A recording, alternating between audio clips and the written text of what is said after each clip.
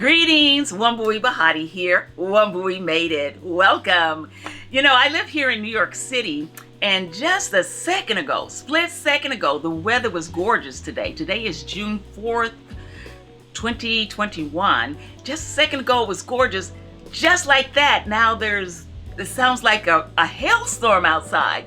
It sounds windy. Whew, I don't know what just happened, but wow, that got bad really fast. I'm doing this video because several people have asked me about how do you convert inches into the amount of pegs that you need to create those inches. For instance, someone may say, I want to make a sweater and the width of the sweater is 45 inches. How many pegs do I have to wrap to make sure that I get close to the 45 inches? And the same thing, someone say, well, I'm making a baby blanket and I want to make it 63 inches. How many rows do I have to do to make sure that I'm somewhere in the area of the 63 inches? So I'm going to today share a formula with you. I'm sure it is not new. I didn't come up with it all on my own, but it is my version of how I figure out how many pegs are needed for a certain project and how to figure out how many rows you need to do in order to come out with a project somewhere in the vicinity of the inches that you were going from in the beginning. So that's what I'm going to do now. So you know what? Let's just get to it. Example.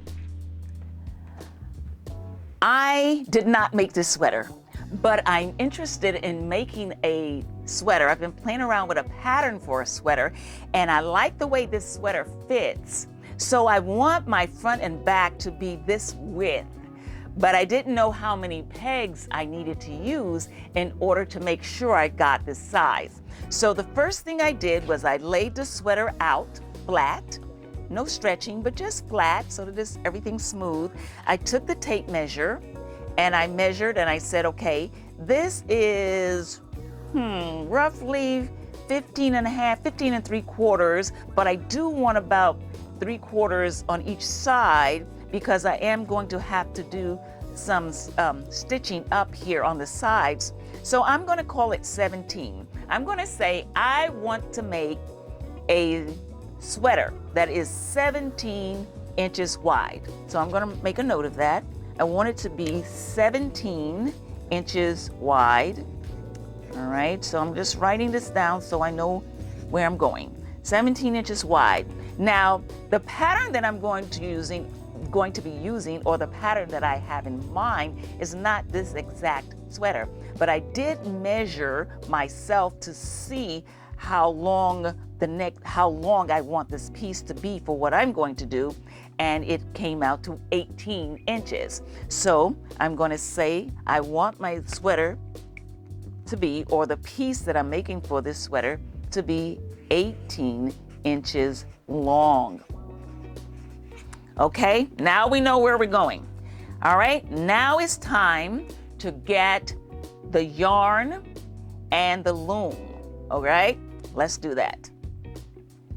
What we want to make is we want to make a sample or a swatch. It's going to look like this. This is what I made to figure out the length and width, how many rows, how many pegs for the sweater idea that I have. Okay, so the way to make the swatch is you're going to do what we would normally do. Just start with a loop. Of course, again, I can't express enough how important it is to have the yarn that is the yarn you want to use for your project, and the loom, the gauges of the loom that you want to use, or the space between the pegs should match what you have in mind or the loom that you want to use for your project. Okay, so I'm going to take our loop, put our first loop on that first peg, and we're just going to start as normal, we're only going to use 10 pegs. I like using 10 pegs to make swatches. Basically, it comes out like this. So we're going to do 10 pegs, and we're going to loom knit 20 rows. Now, the stitches you use, the stitches are up to you, because you can create anything you want. but you need to use the stitches that you want to use in your project. For instance, in this project, I used alternating rows of 1 knit, 1 purl row, 1 knit row, 1 purl row. So that's what I'm going to do here. So I'm going to wrap the first 10 pegs, 1, 2, 3, 4, 5, 6, 7, 8, 9, 10. I'm going to go back the other way because I'm going to do a E-wrap as my first row. All right, so I'm going to come back. So you just use 10 pegs.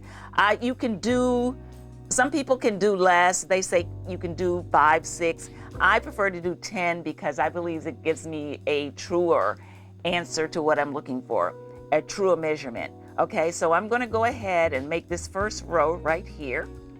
And so if you want to do 4 purls, 3 knits, 4, whatever your stitches, if you want to do 3 rows of purl, then 6 rows of knits, then go ahead and do that. So the idea is no matter what stitches you decide you want to use for your project, use that in the swatch, or at least the main stitches that you're going to be using. You want to use that in your swatch. And you want to have your row counter handy because you want to do exactly 20 rows in your swatch. Okay, so we've done our first row.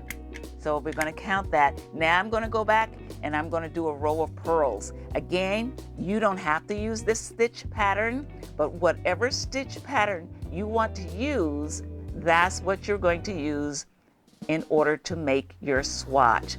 And so I don't want this video to be about me demonstrating the loom knitting. I want it mainly to be about how to figure out how many pegs you need for whatever project you want to do, and about the length, how to figure how many rows for whatever project you want to do.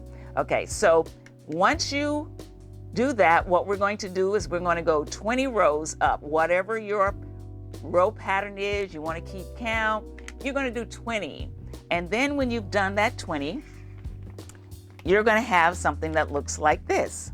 So here is my swatch for this, and I labeled it in case I want to use it again, but I labeled it so I know that this is 5/8 inch gauge. I know that I used 10 pegs to get this, and I know that I loom knitted 20 rows. Okay, so once I know that information, it's time to do a little bit of calculations. So once you've done your swatch, now you're ready to do some calculations. I use my calculator on my cell phone to help me. You may not need a calculator. I do. So now we're going to do some calculations. Once you have your swatch finished, now it's time to do some calculations, okay? So we're going to remind ourselves we want to do something that's 17 inches wide. How many pegs do we need to wrap? Okay, so we're going to measure our swatch, the width of our swatch. I'm going to call that 4 inches, okay? We're going to say 4 inches wide, okay? So we're going to take that 4 inches, and this is the formula. We're going to take that 4 inches, and this is the swatch width. I'm going to call it SW, but it's the swatch width, okay? And once we divide that 4 inches into 17, then we're going to get a number.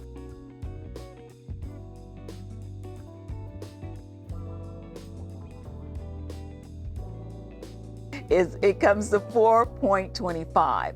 Then you're going to multiply that number by the amount of pegs that we worked on. We were working on 10 pegs, all right? So these are the pegs.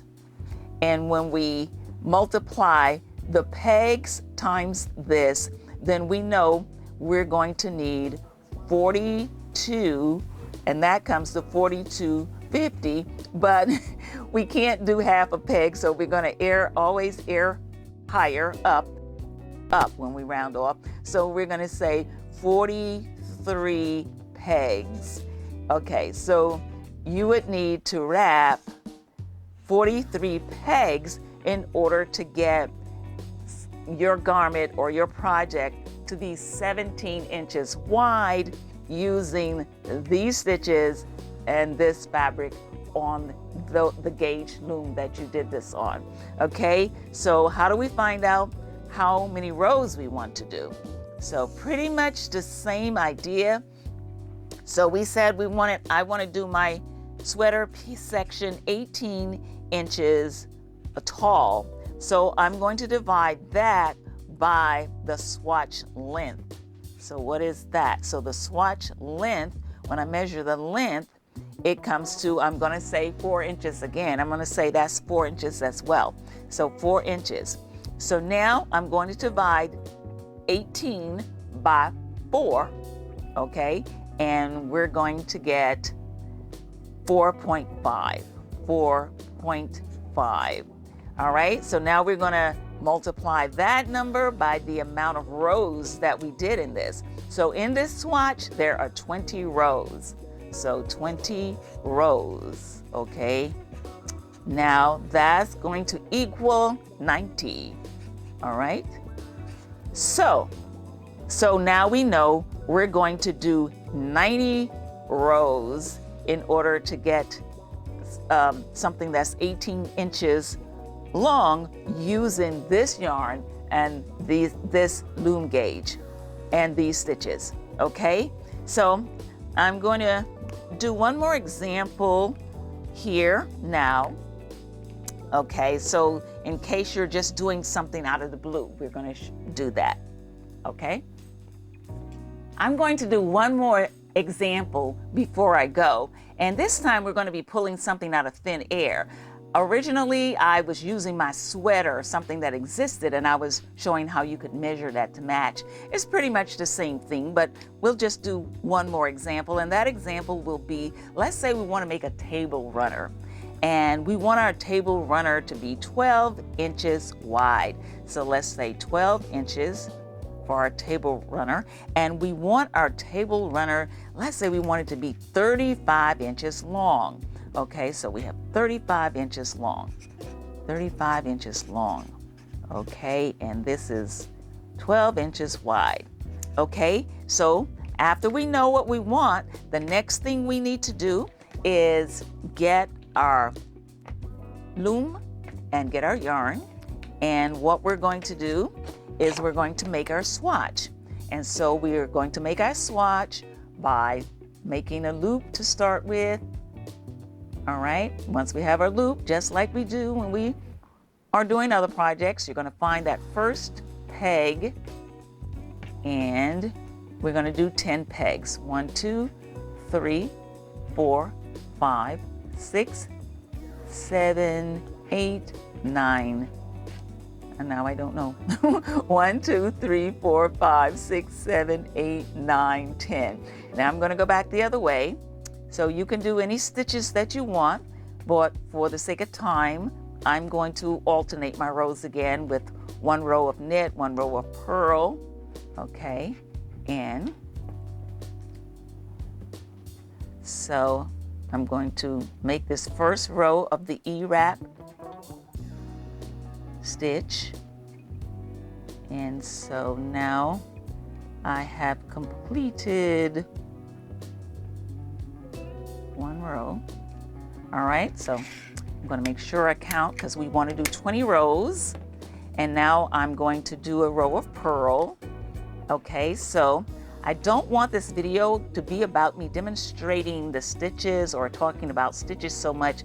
It's really about the swatch and how to get the measurements that you want using the right amount of pegs and rows. So I'm going to go ahead and I'm going to complete this swatch, and then we'll come back and we'll talk about how many pegs we need to wrap in order to get our table runner, and how many rows we have to do in order to get our table runner to be 20, what did we say? 35 inches long. Okay, so I'm going to come back once this swatch is done, and we're going to do the calculations just one more time, okay? Once you have your swatch finished, we did 20 rows and we used 10 pegs. Okay, so now we had said we wanted to have a runner that was 12 inches wide, and we want it to be 35 inches long. Okay, so it's the same formula.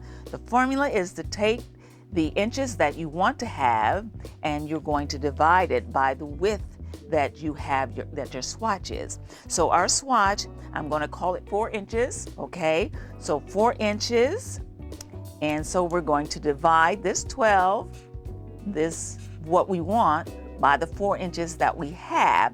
And so this 4 inches is our swatch width, and that's going to be 3.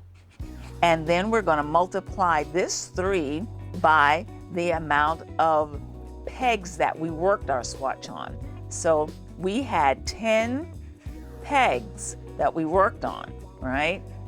So when we multiply the 10 pegs times this number 3, it's going to give us 30. So the amount of pegs that we want to wrap in order to get the 12 inches is 30 pegs.